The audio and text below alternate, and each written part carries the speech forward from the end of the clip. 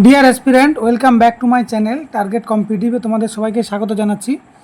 তো দেখো, আমরা অলরেডি এই যে অনুপাত সমানুপাতের অঙ্কগুলো করছিলাম, অলরেডি আমরা দুটো পার্ট করেছি, আর এখন করব আমরা 3 নম্বর পার্ট থেকে। ঠিক আছে, অর্থাৎ 21 থেকে আমরা 30 নম্বর অঙ্কটা আলোচনা করব। তো দেখো, ফার্স্ট অঙ্ক কী দিয়ে আছে 21 নম্বরে, বলেছে একটি বিদ্যালয়ে 504 জন মধ্যে, মানে টোটাল হচ্ছে 504 জন আছে। ঠিক আছে, এর মধ্যে বলেছে এর মধ্যে ছাত্র এবং ছাত্রী যেটা অনুপাত সেটা কত দিয়ে আছে না, সেটা দিয়ে আছে তোমার 13:11। ঠিক আছে, 13:11 কিন্তু দেওয়া আছে, তাই তো? তাহলে 13:11 দেওয়া আছে। এরপর দেখো বলেছে আরও 3 জন ছাত্রী ভর্তি হলে ছাত্রছাত্রীর অনুপাত কত হবে। ঠিক আছে, তাহলে এই অঙ্কটা কী করব আমরা, দেখো তাহলে মোট আমরা যদি দেখি তাহলে মোট ছাত্র কত, 504 জন। তার মধ্যে আমরা ছাত্র আমরা বার করব আর ছাত্রী বার করব। ঠিক আছে, এই দুটো আমরা কিন্তু বার করব। তাহলে ছাত্র বার করতে কত হবে না, হচ্ছে 13 আর 11 যোগ করলে কত হয়, 24 হয়, তাই তো? কী করে পেলাম এটা না, হচ্ছে 13 জন ছাত্র আর 11 জন হচ্ছে ছাত্রী, যোগ করলে কত হচ্ছে আমার 24 হচ্ছে। সেই 24টা লিখেছি আমি, ইন্টু টোটাল কত 504 জন। তাহলে আমরা এটা কাটাকাটি করলে কত হয়, 24 দুগুণে 48, 24 একে 24, এটা কত হচ্ছে 273। এই অঙ্কটা আমি একবার করেছি মনে হচ্ছে। ওকে, তাহলে ছাত্র যদি 504 জনের মধ্যে 273 জন হয়, তাহলে ছাত্রী কত হবে বলো, 504 মাইনাস হচ্ছে 273, তাই তো? এটা বিয়োগ করলে 3 আর 1 4, 7 আর 3 হাত থেকে 1 2 2 আর হচ্ছে 231 জন, তাই তো? তাহলে এখানে আমরা দেখতে পেলাম ছাত্র হচ্ছে কত না 273 জন আর ছাত্রী হচ্ছে 231 জন। ক্লিয়ার? এরপরে বলেছে আরও 3 জন ছাত্রী ভর্তি হলো। আবার 3 জন ছাত্রী মানে কি, এখানে আবার 3 জন যোগ হয়ে যাবে, তাহলে কত হবে 234, তাই তো? তাহলে এখানে বলেছে তাহলে ছাত্রছাত্রীর অনুপাত কত। তাহলে যদি আমি নতুন দেখি তাহলে ছাত্র আর ছাত্রীর অনুপাতটা কী হবে না, আমি দেখছি 273 আর এটা হচ্ছে কত 234। ক্লিয়ার হয়েছে? 3 দিয়ে কাটি, 3 9 27, 3 একে 3, 3 3 7 না, এটা 234 হচ্ছে, তাই তো? এটা কাটাকাটি করলে কত হবে, 3 7 21, 21, 3 7 21, 3 8 24। ঠিক আছে, এই হচ্ছে 91:78 কিন্তু আমার হচ্ছে অ্যান্সার। ক্লিয়ার হয়েছে? তাহলে নতুন ছাত্রছাত্রীর অনুপাত কত হবে, 91:78। আর কাটাকাটি যাবে কি, এটা 8 যাবে না। ওকে, তাহলে এরপরে আমরা দেখব নেক্সট অঙ্ক, অর্থাৎ 22 নম্বর অঙ্কটা আমরা কিন্তু দেখব।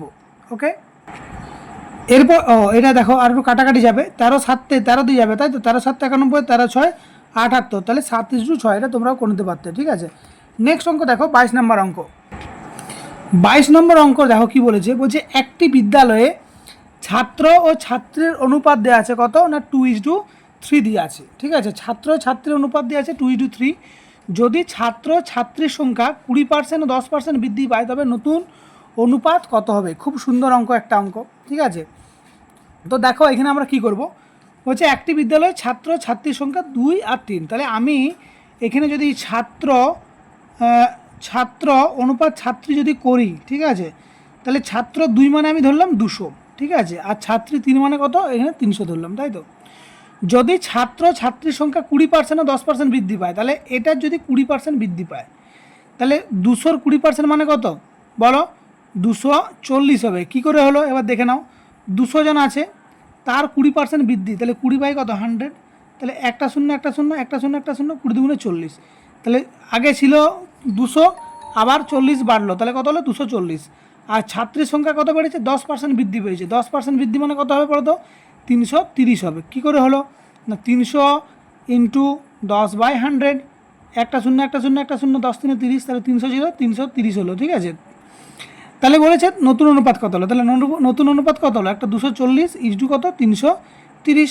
ঠিক আছে, একটা শূন্য একটা শূন্য কেটে দাও, 3 8 24, 3 11 33। তাহলে আমার অ্যান্সার কী হলো না, হচ্ছে 8:11। এটা হচ্ছে আমার অ্যান্সার হয়ে গেল। ক্লিয়ার, বুঝতে পারলাম? এরপরে আমরা করব 23 নম্বর অঙ্ক। তো চলো 23 নম্বর অঙ্কে কী আছে দেখো। এরপর দেখো 23 নম্বর অঙ্ক কী বলেছে, দেখো বলছে দুটো কোম্পানি আছে এ আর বি, যার আয়ের অনুপাত দিয়েছে 5:8। তাহলে আমি জানছি যে একটা এ কোম্পানি আছে আর একটা আছে বি কোম্পানি, তাদের অনুপাত দিয়েছে 5 আর 8, তাই তো? তাহলে আমি এটা এক্স ধরলাম, 5x, এর আয় হচ্ছে 5x টাকা, আর বি এর এক্স কত না হচ্ছে 8x টাকা, তাই তো? এর আয় 25 লাখ বেশি হলে, এর আয় 25 লাখের বেশি মানে আমি এখানে 25 করছি, তাহলে নতুন অনুপাত কত দাঁড়াচ্ছে না, হচ্ছে 5/4 এটা কিন্তু দাঁড়াচ্ছে, ঠিক আছে। দিয়ে বলেছে বিয়ের কোম্পানির আয় কত, তাহলে বিয়ের কোম্পানির আয় কোনো ব্যাপারই নয়, এটা ক্যালকুলেশন করলে আমার বেরিয়ে যাবে, তাই তো। তাহলে কী করবো ক্যালকুলেশনটা, না 5×4 = 20x প্লাস 25×4 = 100 সমান সমান হচ্ছে 8×5 = 40x, ঠিক আছে। তাহলে হচ্ছে এখানে কী হবে ক্যালকুলেশন, 20x সমান সমান 100 আর x সমান সমান কত, x সমান সমান 5। তাহলে বিয়ের আয় কত ছিল, বিয়ের আয় ছিল 8x, তাহলে 8x এক্সের জায়গায় 5 বসবে, তাহলে 8×5 সমান সমান কত হচ্ছে 40 লাখ টাকা, ঠিক আছে। 40 লাখ হচ্ছে আমার অ্যান্সার, ক্লিয়ার বুঝাতে পেরেছি। 40 লাখ টাকা কিন্তু আমার অ্যান্সার হয়ে গেল। এরপর আমরা করব 24 নম্বর অঙ্ক। 24 নম্বর অঙ্কে দেখো কি দেখা আছে, বলছে একটি বাক্সে 1 টাকা 25 পয়সা মিলিয়ে মোট 30টি মুদ্রা আছে। এই দেখো এই যে অঙ্কটা করছো না মুদ্রার অঙ্ক, এটা কিন্তু ভেরি ভেরি ইম্পর্ট্যান্ট, কারণ এই মুদ্রার অঙ্ক পরীক্ষায় আসবে একটা, ঠিক আছে। তাহলে দেখো 1 টাকা আর 25 পয়সা মিলিয়ে মোট 30টি মুদ্রা আছে, ঠিক আছে। তাহলে আমি লিখলাম 1 টাকা আর কত আছে 25 পয়সা, ঠিক আছে, এই দুটো আছে কিন্তু, ক্লিয়ার হয়েছে।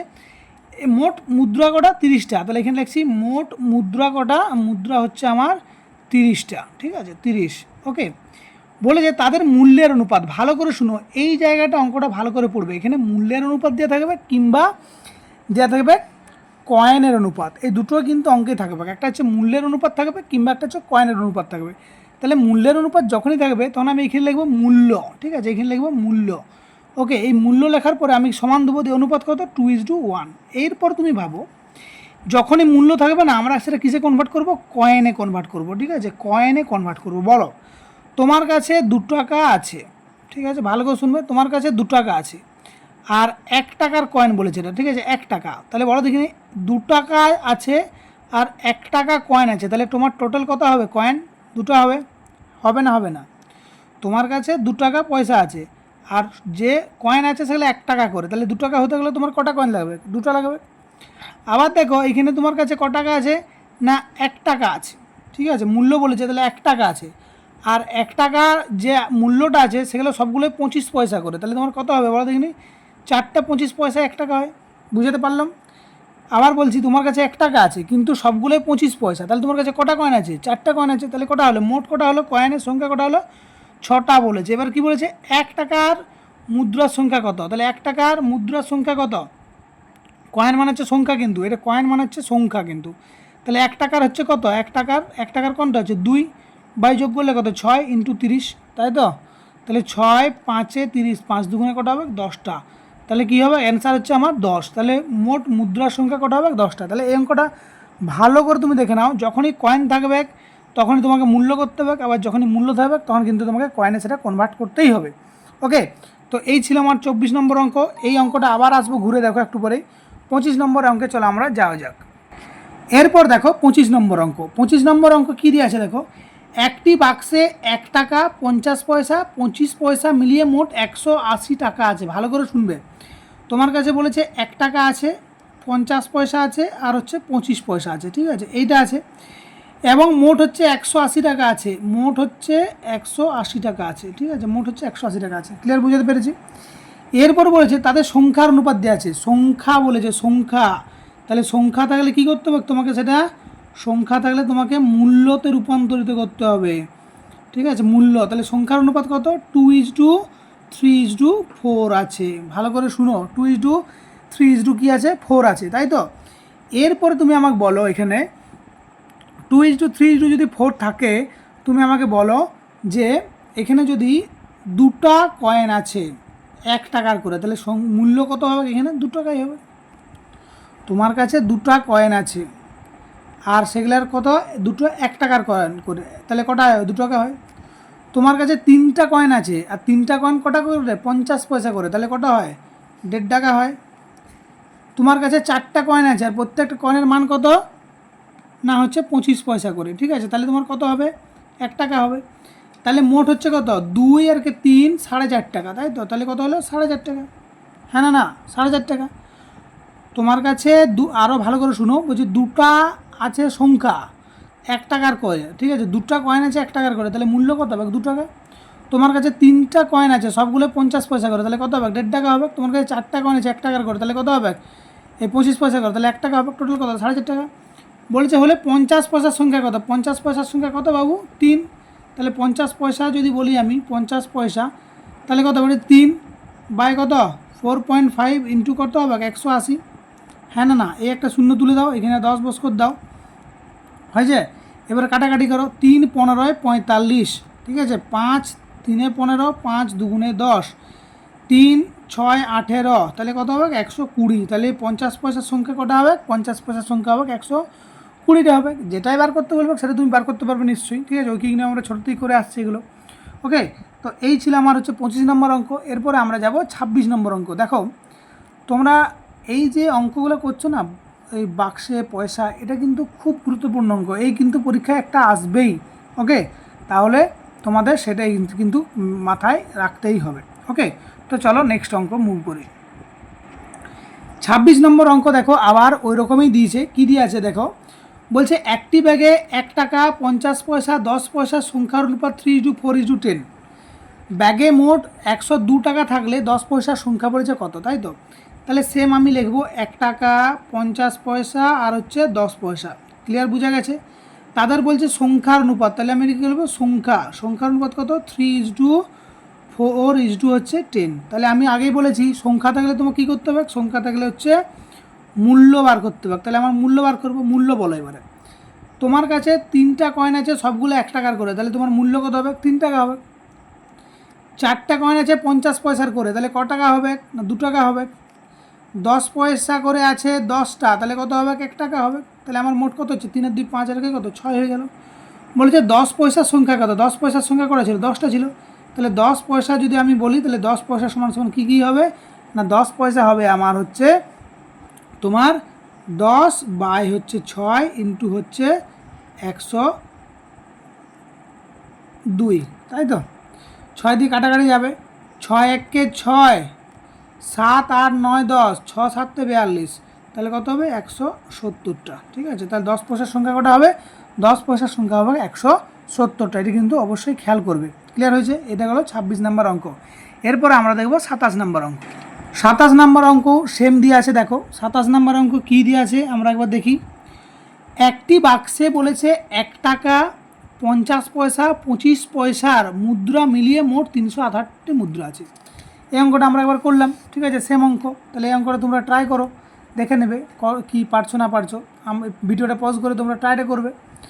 তাদের মূল্যের অনুপাত দিয়েছে 13:11:7, ঠিক আছে, এবং মোট 50 পয়সার মুদ্রার সংখ্যা কত বলেছে। তাহলে তুমি কি করবে, আমরা সবসময় 1 টাকা করব, ঠিক আছে, 1 টাকা করব, 50 পয়সা করব, ঠিক আছে, আর কি করব, আর একটা হচ্ছে 25 পয়সা করব, ঠিক আছে, আর একটা হচ্ছে 25 পয়সা করব, ক্লিয়ার হয়েছে। এই তিনটে আমরা কিন্তু করব। এইবারে বলেছে তাদের মূল্যের অনুপাত, তাহলে আমি এখানে মূল্য লিখব, ঠিক আছে। মূল্য কত না হচ্ছে 13:11 হচ্ছে 17, এটা হচ্ছে মূল্য বলেছে, ঠিক আছে, মূল্য করলাম। এইবারে বলবো মূল্যের পরে তাহলে আমরা কি বলবো না এটা হচ্ছে মূল্য হয়ে গেল তো, তাহলে এটা কী করবো, এটা হচ্ছে কয়েন করবো আমরা, ঠিক আছে।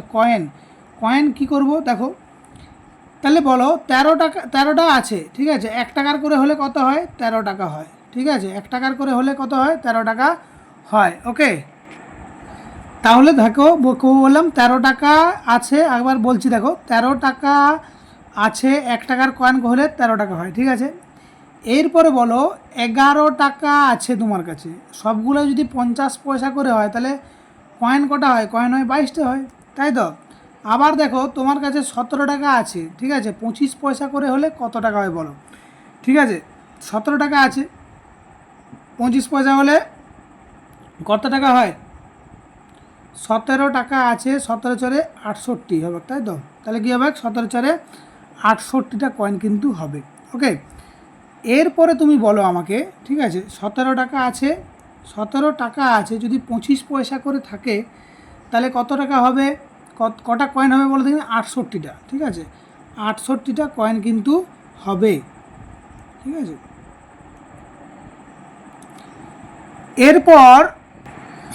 তারপর দেখো তাহলে কত হলো এখানে নিচে 13:22:68 হবে, তাই তো। ও আচ্ছা, এটা একটু ভুল হয়েছে, ঠিক আছে, এটা 17 নয়, এটা 7 আছে দেখো, ঠিক আছে, আমি 17 ভেবেছি, যাই হোক এটা একটু ঠিক করে নেবে। তাহলে 7টা কয়েন আছে, তাই তো, সরি 7টা কয়েন হলে কটা হবে এখানে 28টা হবে, তাই তো, কটা হবে 28টা হবে। এরপর দেখো তাহলে হ্যাঁ এটা একটু ঠিক করে নিও তোমরা, হ্যাঁ, মাই মিস্টেক। তাহলে এইবারে যোগ করলে আমার কত হবে, 28 আর 22 হচ্ছে তোমার 50, তাই তো? 50 আর 13 হচ্ছে 63 হবে, 63, তাই তো? তাই তো, যোগটা কী করলাম, 6 আর 2 8, 8 2 10 আর 3 13, 3 হাত থেকে 1, 3 2 6, 63, ঠিক আছে? কি বলেছে আমাকে, বলছে 50 পয়সার মুদ্রার সংখ্যা, 50 পয়সার মুদ্রার সংখ্যা কোনটা? 50 পয়সা যদি মুদ্রার সংখ্যা বলেছে, ঠিক আছে, মুদ্রার সংখ্যা হচ্ছে 22টা বলেছে, ভালো করে শুনো, বলছে 50 পয়সার মুদ্রার সংখ্যা বলেছে, তাহলে 22 বাই 63 ইন্টু কত না হচ্ছে 378, ঠিক আছে? এটা কাটাকাটি যাবে, 6 দিয়ে যাবে, দেখো 6 দিয়ে, তাহলে 6 দিয়ে করলে 6 দুগুণে 12, 6 দুগুণে 12 13, মানে 132টা হচ্ছে আমার অ্যান্সার হবে, ঠিক আছে? ক্লিয়ার, বুঝাতে পারলাম অঙ্কটা? এখানে একটু জাস্ট সিলি মিস্টেক হয়ে গেলো, এটা আমার দেখায় ভুল, এটা একটু ঠিক করে নিও তোমরা। এই ছিল 27 নম্বর অঙ্ক। এরপর আমরা দেখব 28 নম্বর অঙ্ক, ঠিক আছে? ওকে, এরপর দেখো 28 নম্বর অঙ্ক কী দিয়ে দেখাচ্ছ, দুটি সম আয়তন পাত্রে 1/2 1/3 অংশ দুধ ছিল, পাত্রের বাকি অংশ জল দিয়ে পূর্ণ করলে অন্য পাত্রে ঢালা হলে নতুন মিশ্রণে দুধ ও জলের অনুপাত কত? ক্লিয়ার, বোঝা গেছে অঙ্কটা?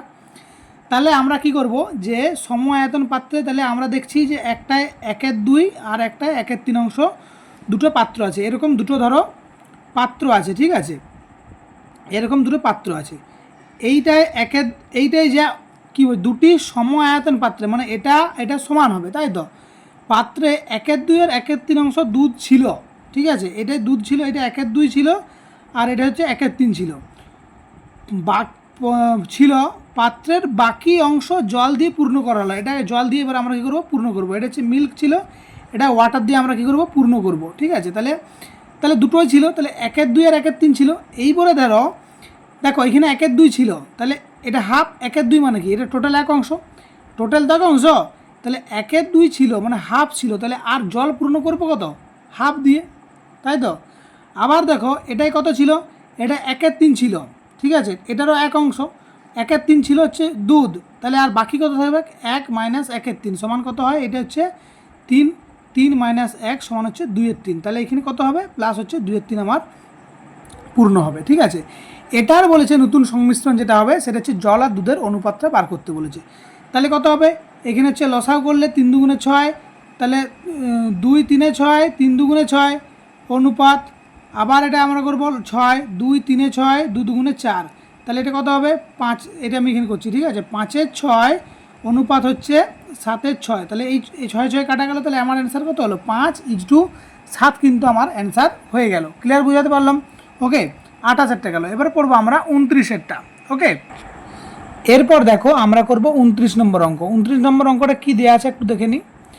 বলেছে একটি দোকানে চাল ও গমের দামের অনুপাত 5:2 দেওয়া আছে, ঠিক আছে?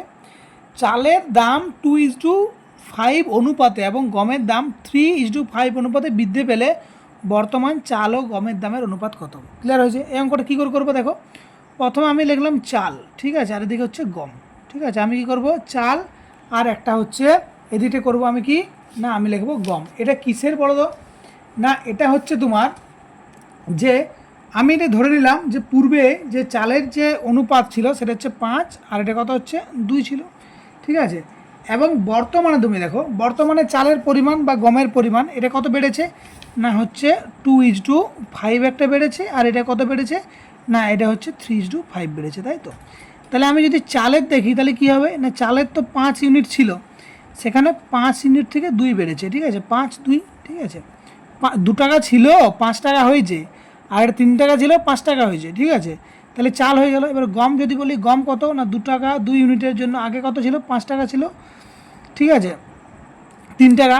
ক্লিয়ার হয়েছে? এইটা যদি ক্যালকুলেশন করি তাহলে হয়ে যাবে, দেখো 5 5 25/2, আর এটা কত হচ্ছে 5 2 10/3, এটা ক্যালকুলেশন করি আমরা, তাহলে কিন্তু আমরা পেয়ে যাব বর্তমান চালের দাম, ঠিক আছে? তাহলে কী হবে, আচ্ছা 25/2 অনুপাত বলেছে তো, আর এটা কত 10 3, ঠিক আছে? এটা করলে কি করব আমরা, না 3 25 75 আর 10 2 20, তাই তো?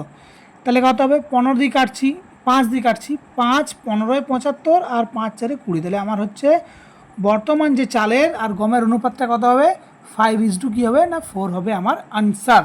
ওকে, এরপর আমরা করব 30 নম্বর অঙ্ক।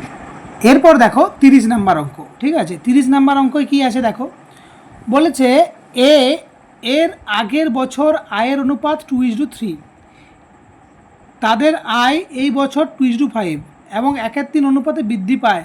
এবছরে মোট 28,000 হলে বি এর আয় কত? ভালো করে অঙ্কটা কিন্তু পড়ো।